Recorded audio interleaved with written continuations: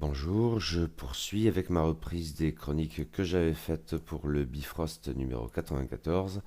Cette fois, je vais vous parler du tome 2 du Serpent Ouroboros de E.A. Edison.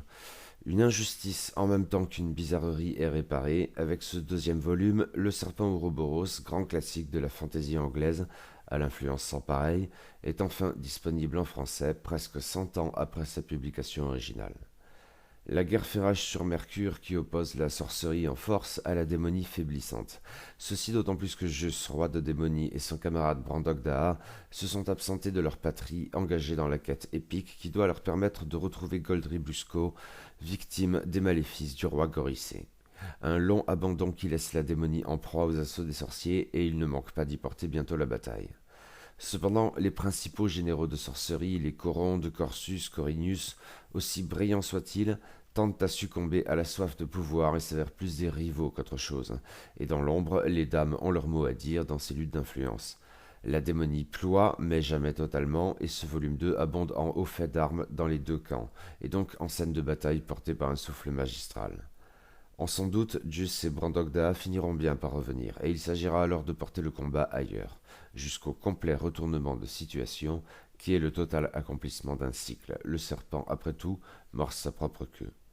Sans surprise, cet opus est affecté des mêmes défauts qui affligeaient le premier, à commencer par un worldbuilding passablement incohérent qui ressort aussi bien des noms propres acrobatiques que d'emprunts aux cultures terrestres, éthique des sages, corpus mythologie grecque, vers élisabétain, mais aussi le sentiment d'un roman largement improvisé qui se traduit dans le récit par des ellipses et des ruptures de ton brutales.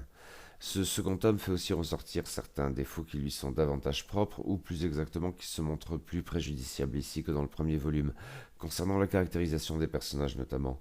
En dehors de quelques traits saillants, on tend à confondre les généraux de sorcellerie quand, pris avec le recul, leurs faits et gestes devraient bien davantage les distinguer.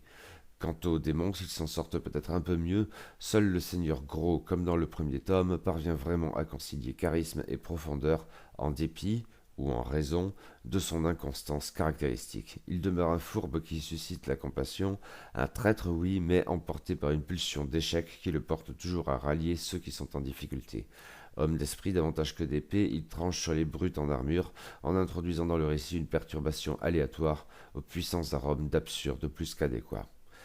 Mais qu'importe ses défauts, le serpent Ouroboros décidément est rétif à la raison et parle au cœur. Sa puissance épique et visionnaire demeure inégalée, et si le lecteur est conscient d'innombrables travers, il succombe volontiers à l'emballement des batailles comme à la précieuse saveur de dialogues délicieusement archaïques.